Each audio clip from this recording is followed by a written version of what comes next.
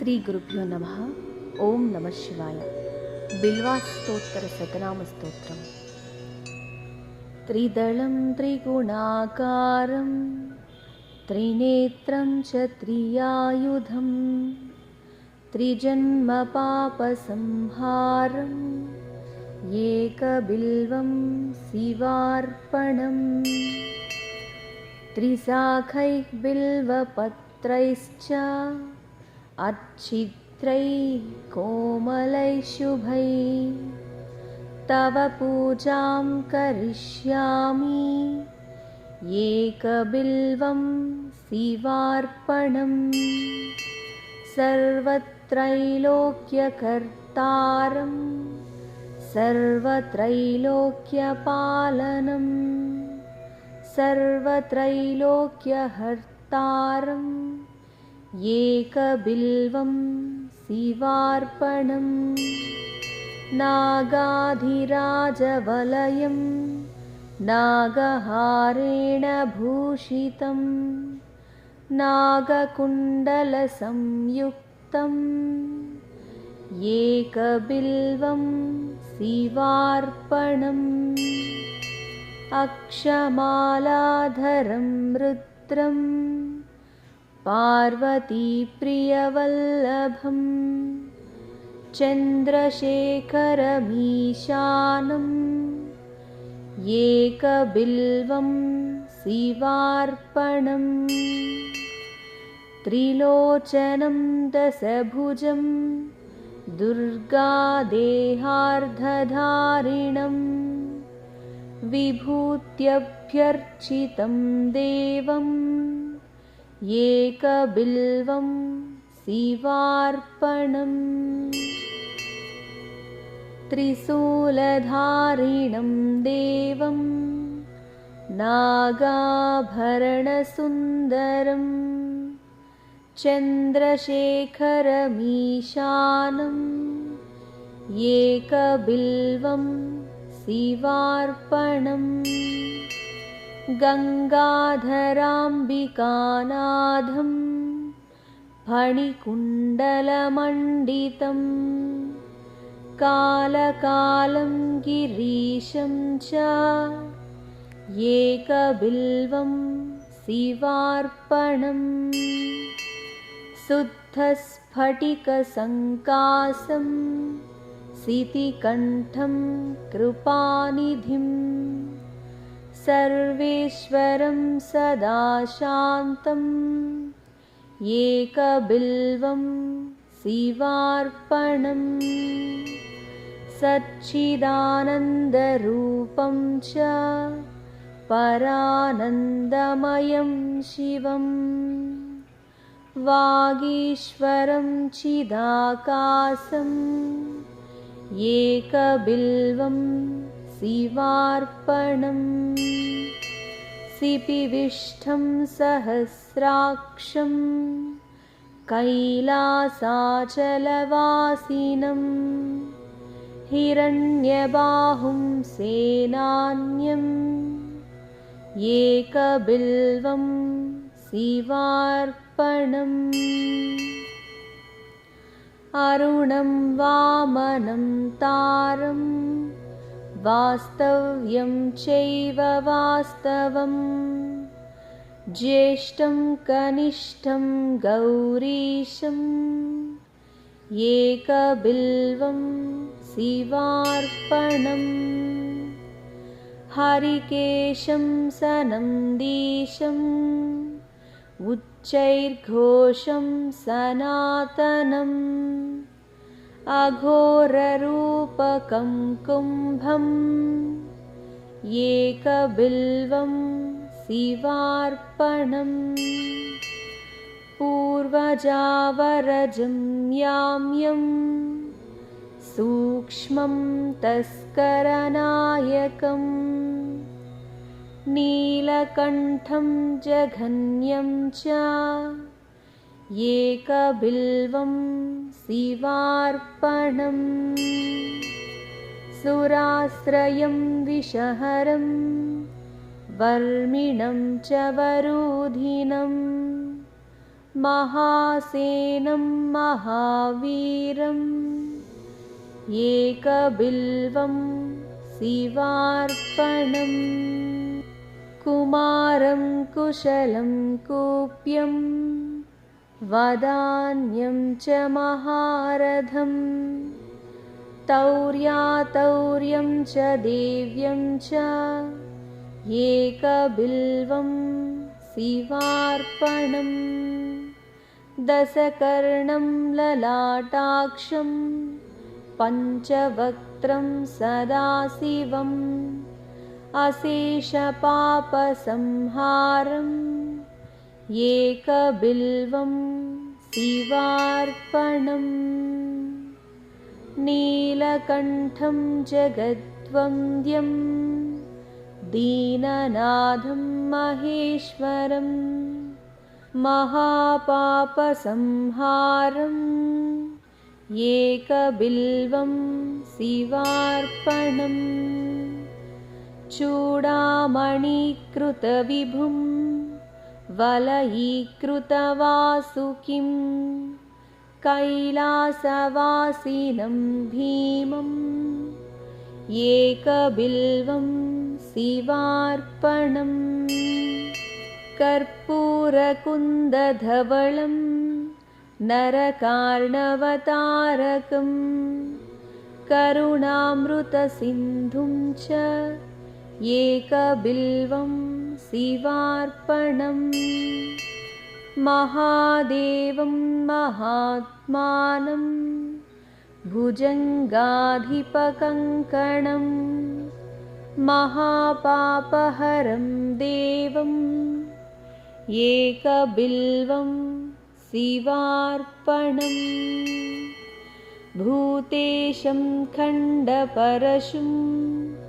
वामदेवं पिनाकिनं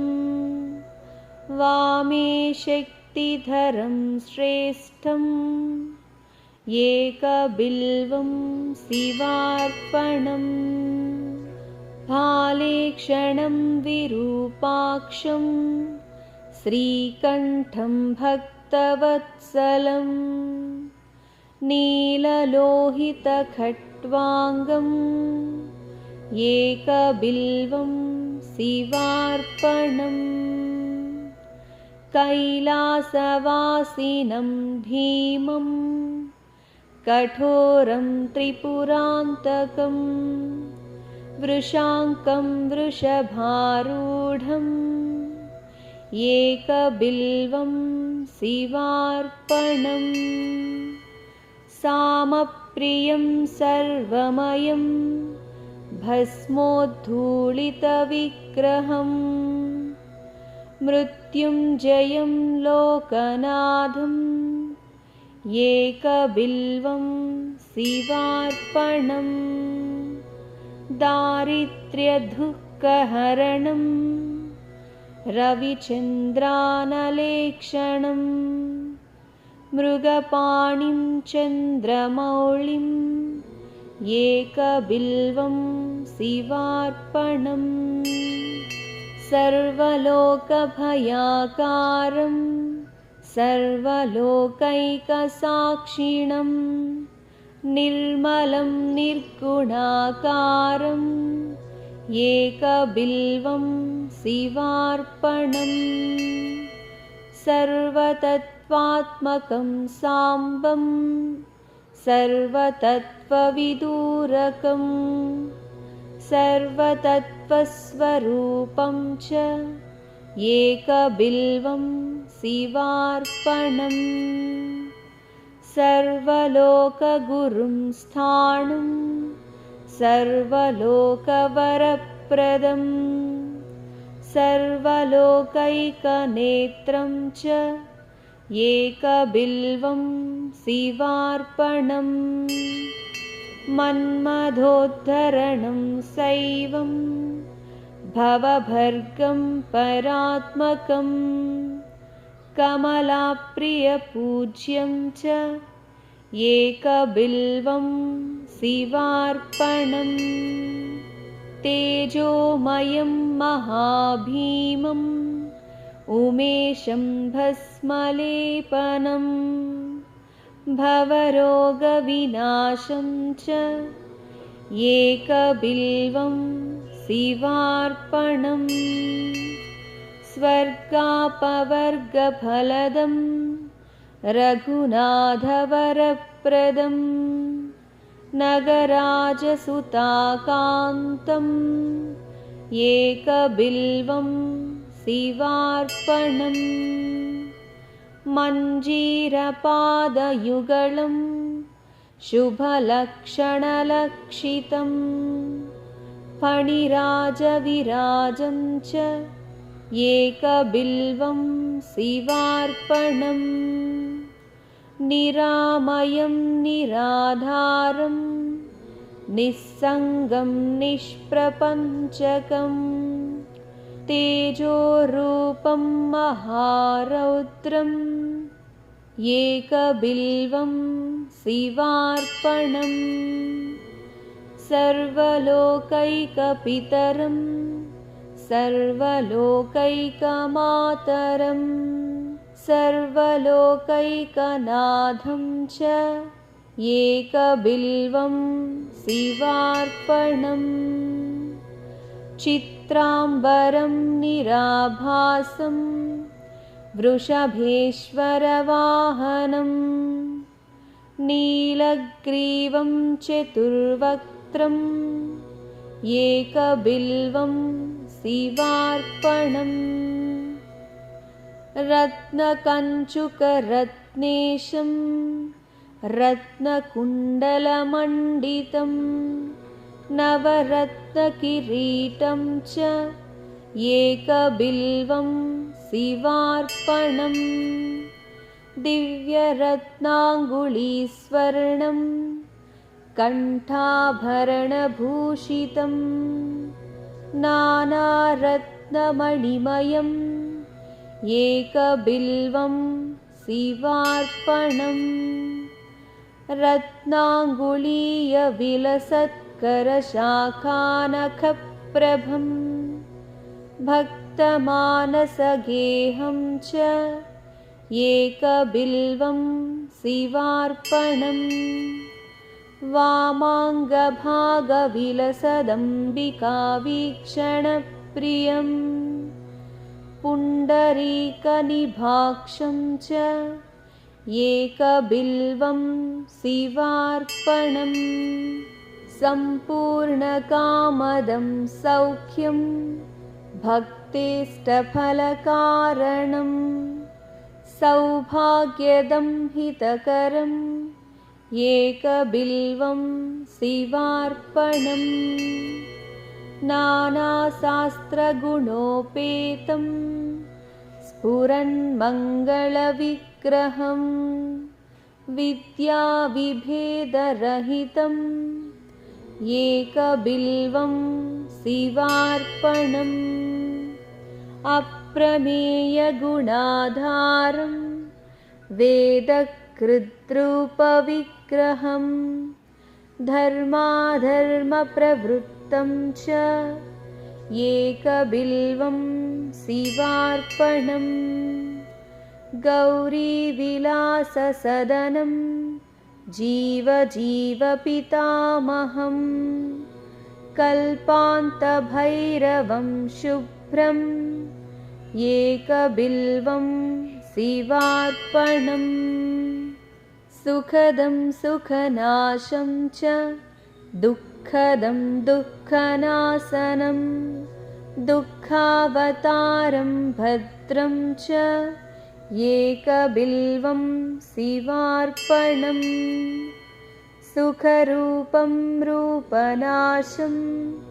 सर्वधर्मफलप्रदम् अतीन्द्रियं महामायम् एकबिल्वं शिवार्पणम् सर्वपक्षिमृगाकारं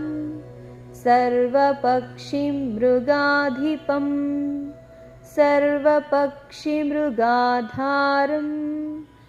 एकबिल्वं शिवार्पणम् जीवाध्यक्षं जीववन्द्यं जीवं जीवनरक्षकं जीवकृज्जीवहरणम् एकबिल्वं शिवार्पणम् विश्वात्मानं विश्ववन्द्यं वज्रात्मा वज्रहस्तकम् वज्रेशं वज्रभूषं च एकबिल्वं शिवार्पणम् गणाधिपं गणाध्यक्षं प्रलयानलनाशकं जितेन्द्रियं वीरभद्रम् एकबिल्वं शिवार्पणम् त्र्यम्बकं मृडं शूरम् अरिषड्वर्गनाशकं दिगम्बरं क्षोभनाशम् एकबिल्वं शिवार्पणम् कुन्देन्दुशङ्खधवलं भगनेत्रभिदुज्ज्वलं कालाग्निरुद्रं सर्वज्ञम् एकबिल्वं शिवार्पणम् कम्बुग्रीवं कम्बुकण्ठं धैर्यदं धैर्यवर्धकं शार्दूलचर्मवसनम् एकबिल्वं शिवार्पणम् जगदुत्पत्तिहेतुं च जगत्प्रलयकारणम् पूर्णानन्दस्वरूपं च एकबिल्वं शिवार्पणम् सर्गकेशं महत्तेजं पुण्यश्रवणकीर्तनं ब्रह्माण्डनायकं तारम् एकबिल्वं शिवार्पणम् मन्दारमूलनिलयं मन्दारकुसुमप्रियं बृन्दारकप्रियतरम् एकबिल्वं शिवार्पणम् महीन्द्रियं महाबाहुं विश्वासपरिपूरकं सुलभासुलभं लभ्यम् एकबिल्वं शिवार्पणम् बीजाधारं बीजरूपं निर्बीजं बीजवृद्धिकं परेशं बीजनाशं च एकबिल्वं शिवार्पणम् युगाकारं युगाधीशं युगकृत्युगनाशकं परेशं बीजनाशं च एकबिल्वं शिवार्पणम् धूर्जटिं पिङ्गळजटं जटामण्डलमण्डितं कर्पूरगौरं गौरीशम् एकबिल्वं शिवार्पणम् सुरावासं जनावासं योगीशं योगिपुङ्गवं योगदं योगिनां सिंहम् एकबिल्वं शिवार्पणम् उत्तमानुत्तमं तत्त्वम् अन्धकासुरसूदनं भक्तकल्पद्रुमस्तोमम् एकबिल्वं शिवार्पणम् विचित्रमाल्यवसनं दिव्यचन्दनचर्चितं विष्णुब्रह्मादिवन्द्यं च एकबिल्वं शिवार्पणम् कुमारं पितरं देवं श्रितचन्द्रकलानिधिं ब्रह्मशत्रुं जगन्मित्रम् एकबिल्वं शिवार्पणम् लावण्यमधुराकारं करुणारसवारधिं भ्रुवोर्मध्ये सहस्रार्चिम् एकबिल्वं शिवार्पणम् जटाधरं पावकाक्षं वृक्षेशं भूमिनायकं कामदं सर्वदा गम्यम् एकबिल्वं शिवार्पणम् शिवं शान्तं उमानाथं महाध्यानपरायणं ज्ञानप्रदं कृत्तिवासम् एकबिल्वं शिवार्पणम् वासुक्युरगहारं च लोकानुग्रहकारणं ज्ञानप्रदं कृत्तिवासम्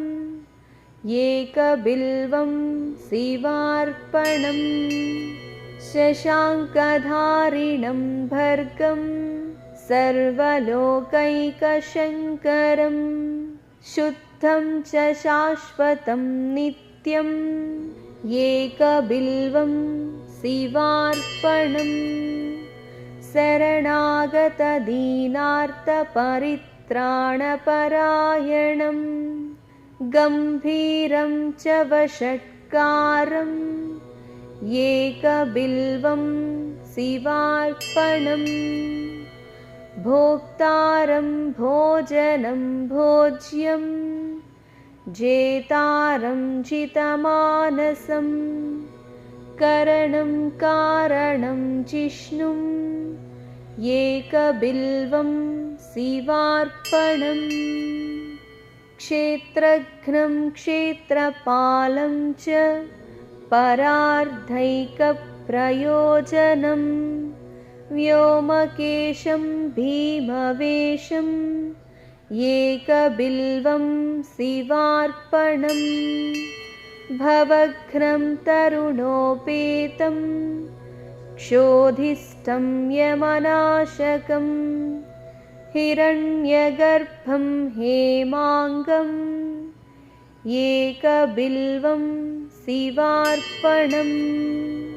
दक्षं चामुण्डजनकं मोक्षदं मोक्षकारणं हिरण्यदं हेमरूपम् एकबिल्वं शिवार्पणम् महाश्मशाननिलयं प्रच्छन्नस्फटिकप्रभं वेदास्यं वेदरूपं च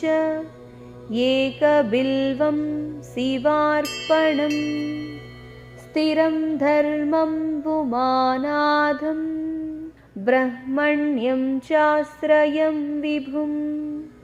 जगन्निवासं प्रथमम्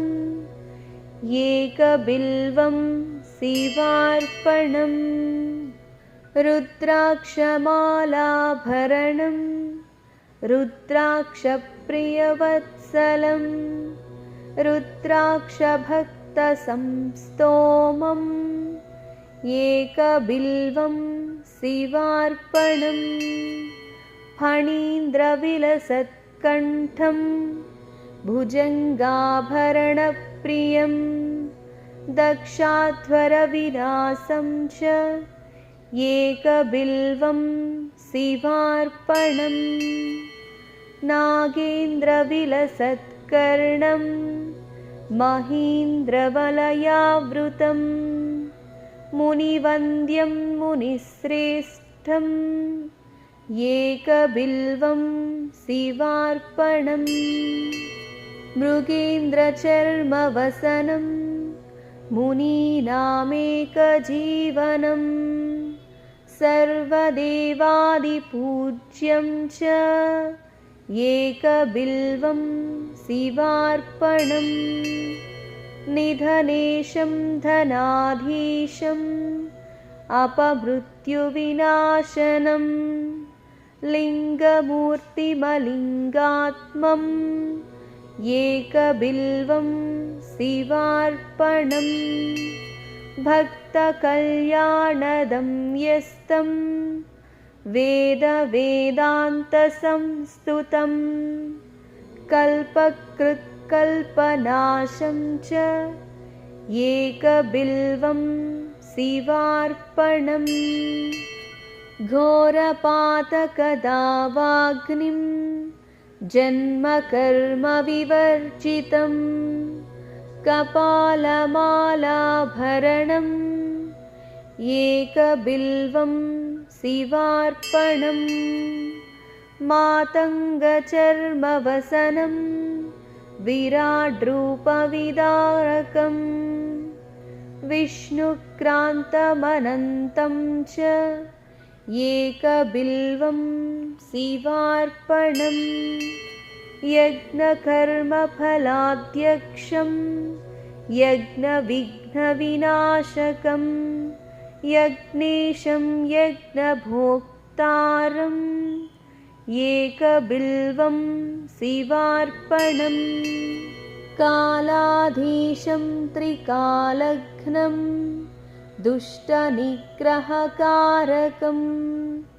योगिमानसपूज्यं च एकबिल्वं शिवार्पणम् महोन्नतमहाकायं महोदरमहाभुजं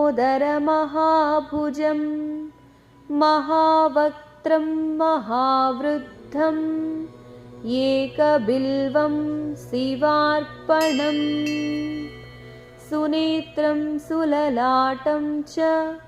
सर्वभीमपराक्रमम् महेश्वरं शिवतरम् एकबिल्वं शिवार्पणम् समस्तजगदाधारं समस्तगुणसागरं सत्यं सत्यगुणोपेतम् एकबिल्वं शिवार्पणम् माघकृष्णचतुर्थस्यां पूजार्थं च जगद्गुरोः दुर्लभं सर्वदेवानाम् एकबिल्वं शिवार्पणम् तत्रापि दुर्लभं मन्येत् नभो मासेन्दुवासरे प्रदोषकाले पूजायाम् एकबिल्वं शिवार्पणम्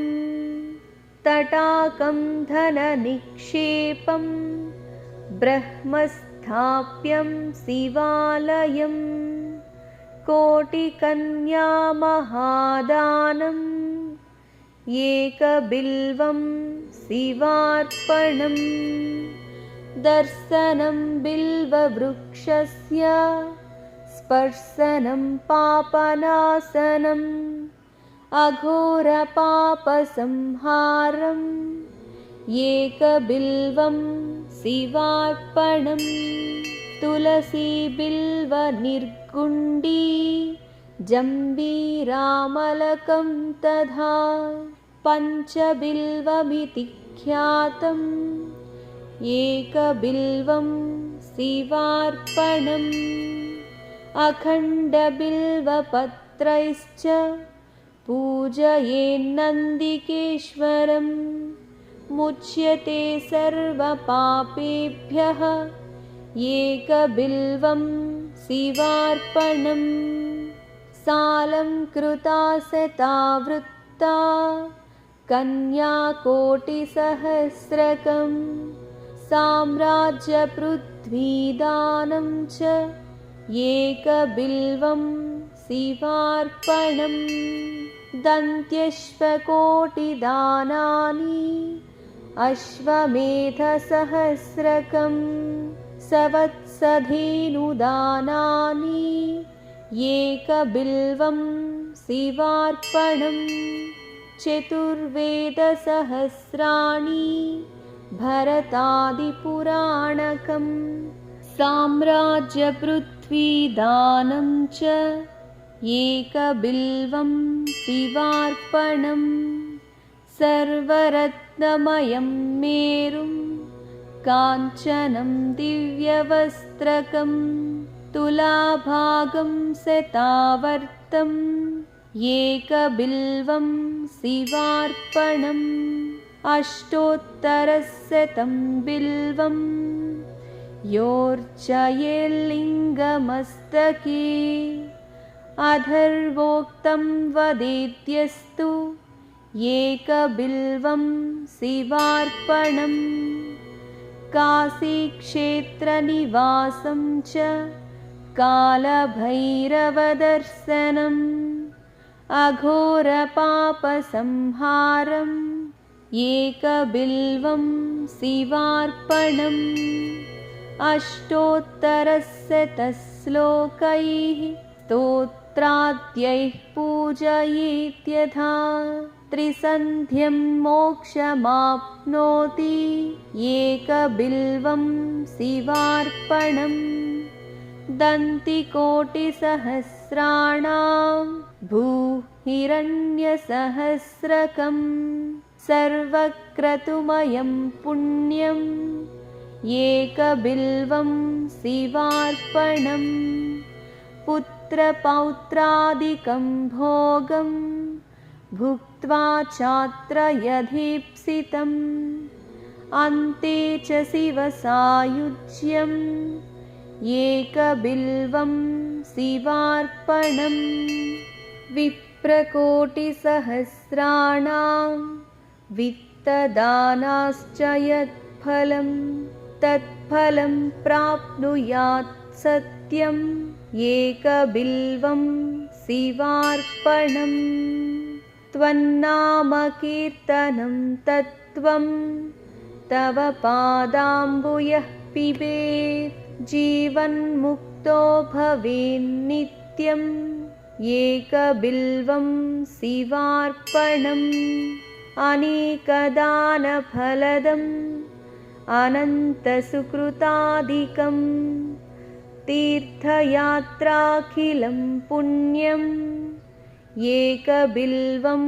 शिवार्पणम् त्वं मां पालय सर्वत्र पदध्यानकृतं तव भवनं शाङ्करं नित्यम्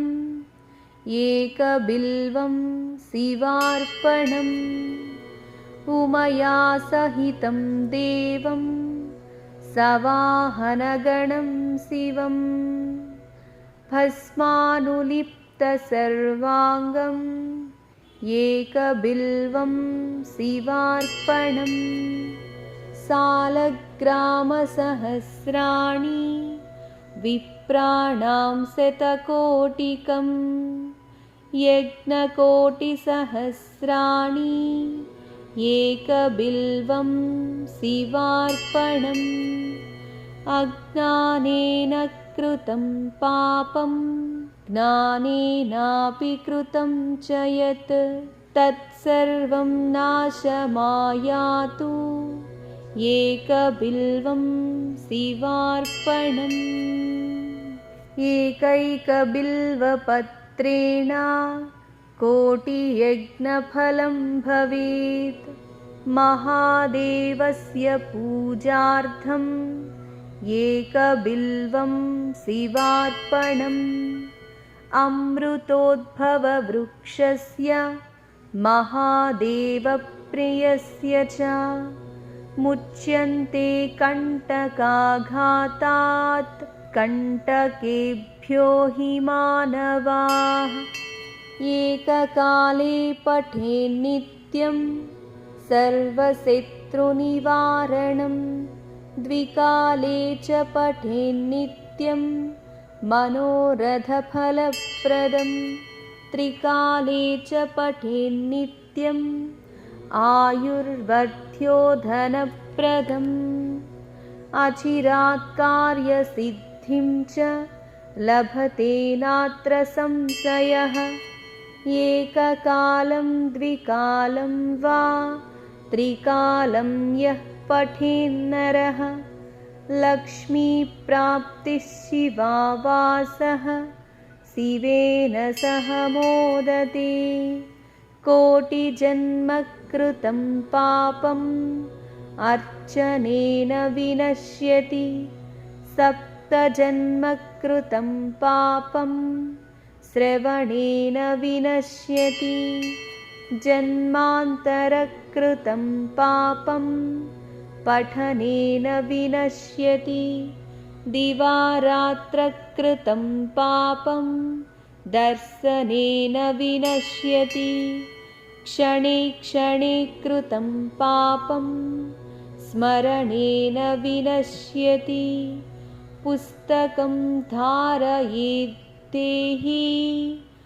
आरोग्यं भयनाशनं ये मामनन्यशरणाः